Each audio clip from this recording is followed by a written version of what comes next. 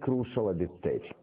اولا دربنا في التربيه، دربنا على فكره ان احنا ايه هو مفهوم العنف، ازاي نقدر نحرك الجماهير بجد على عمل عنيف، وازاي ان احنا نقدر نساوي نقدر نتحكم في الناس، نقدر ننظم مسيرات وفعاليات كويسه.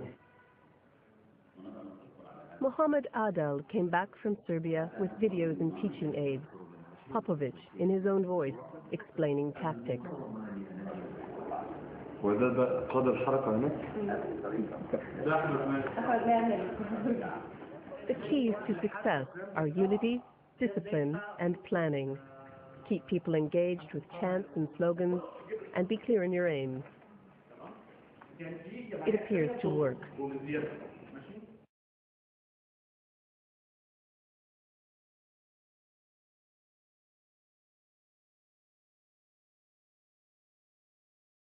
Premier à avoir appelé à manifester en masse contre Moubarak. La plupart ont moins de 30 ans, jeunes diplômés ou chômeurs, laïcs ou anciens frères musulmans comme Mohamed Adel, qui a longtemps milité à leur côté. Après son départ des frères musulmans, Mohamed Adel a décidé de se former à l'activisme révolutionnaire. En juin 2009, il est parti en Europe avec 14 autres militants égyptiens et algériens. Destination, la Serbie. Voici Mohamed Adel lors d'un cours. Nous sommes à Belgrade, mais la formation est en arabe. Échange avec des militants serbes, rencontre avec des ONG et des journalistes. Ce séminaire de 2 semaines forme les apprentis révolutionnaires à la lutte non violente. Les autorités vont vous menacer, vous traiter de fou, et elles vont vous accuser de monter un parti d'opposition. Avec Mohamed Adel, voici l'homme qui a mis en place la formation. Il s'appelle Srdja Popovic. C'est un Serbe, un expert en matière de révolution. Il est l'un des membres fondateurs. There are leaders, and they're planning.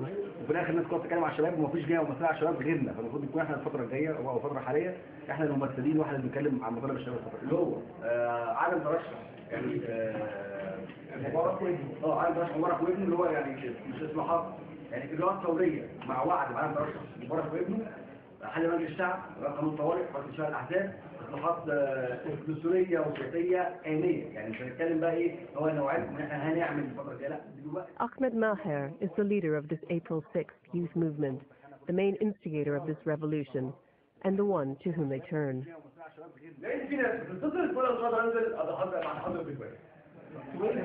في مصنع كبير يعني هناك اعلن اضراب عن العمل لحد ما مبارك يمشي. لو قدرنا نوصل الكلام ده لإدراك المحلة وإدراك حلوان وإدراك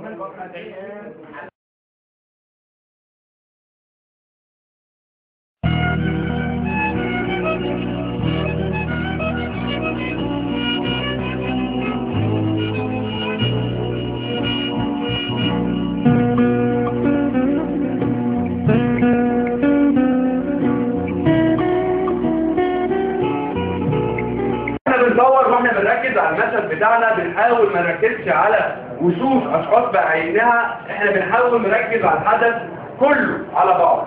بتاخد بالك انك انت ايديك على قد ما تقدر ثابته، انك انت ما تكونش جوه الحدث، انك انت وانت جوه الحدث ما بتعرفش تجيب الحدث كله على بعض. انت عندك اختيارين وانت بتصور، الاختيار الاولاني انك انت تعمل فيديو، بعد كده هتروح في البيت هتظبطه وتعمله تحليل وتعمله تظبيط رفاعه على الانترنت، او انك انت بتعمل بث مباشر. الفرق بين الاثنين ايه؟ مدى اهميه الحدث ده حد ذاته. لو الحدث بتاعك شايف ان هو عاجل ما فيه كفايه وانك انت محتاج تفضح بسرعه كافيه وتقول للناس اللي بيحصل بسرعه كافيه، فانت بتعمل بث مباشر. بث مباشر بيكلفك بالظبط لو انت مظبط الاعداد بتاعت الموبايل بتاعك كلها بيكلفك في ال7 8 دقائق حوالي 20 جنيه. او انك انت بتصور اجزاء معينه حاول تخلي فيه معاك 7 دقايق اللي هم بيكلفوا ال 20 جنيه ده هم وبتكمل في العيش.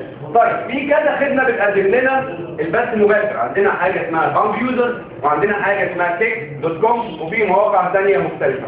ايه الفيصل هنا؟ الفيصل ايه اللي بيقدم لنا خدمه احسن؟ انا شخصيا بستخدم بامب يوزر لان هو بيسمح لي بعد كده ان اعمل داونلود للفيديو، هو بيسمح لي بعد كده اقدر اشوف فيديو اكتر من مره. وتجاربنا المختلفه خلال السنه اللي فاتت او سنه ونص اللي عملنا فيها بث مباشر بتقول ان الصوت حتى بتاع بامبيوزر بيبقى اوضح واحسن واكثر تركيز.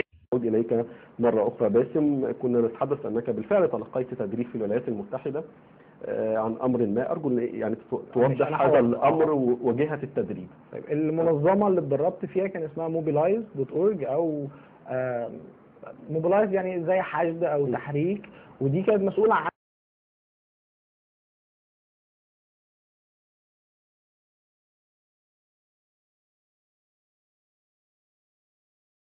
انا علاء عبد الفتاح من مصر. انا عاوز اقول الاول ان انا يعني مكسوف انه انا في الاول ما كنتش فاهم الضجه على ايه، لانه الفلسطينيه بقى صعب جدا يدخلوا مصر، لدرجه انه اتعودنا على ده. يعني احنا بننظم لقاءات ومؤتمرات في مصر، وكل مره بنحاول نجيب فلسطينيه وكل مره بنفشل، وبقى لنا 2 في الموضوع ده. فلما جيت ولقيت الضجه اللي حصلت دي ما كنتش فاهم خالص هو يعني ما هو الطبيعي في الامور انه الفلسطينيه ما بيعرفوش يسافروا. بعدين اتشرح لي انه كانوا بيقدروا يدخلوا تونس وكده. طبعا هو في كل الاحوال حتى في مصر هو ظلم باين، وثوراتنا جزء كبير من دوافعها هي دوافع عروبيه، وشفنا ده في مشاركه الشباب في كافه البلاد العربيه بالتظاهرات في ذكرى. أنا علاء عبد الفتاح، وأنا اسمي علاء على تويتر. ومن بعد الثورة يعني التكنولوجيا المفضلة ليا بقت الحجارة. الحجارة تكنولوجيا عند البشر من تعال ريح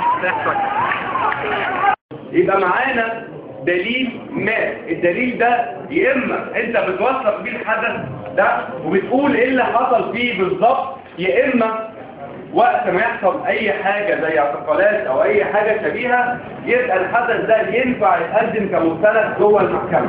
فانت بتاخد بالك من حاجة، انك انت وانت بتصور انك انت ما تركزش على حاجات جانبية، بتركز اهم حاجة على الحدث ذات نفسه اللي مسافر بصفته ناشط ومدون سياسي.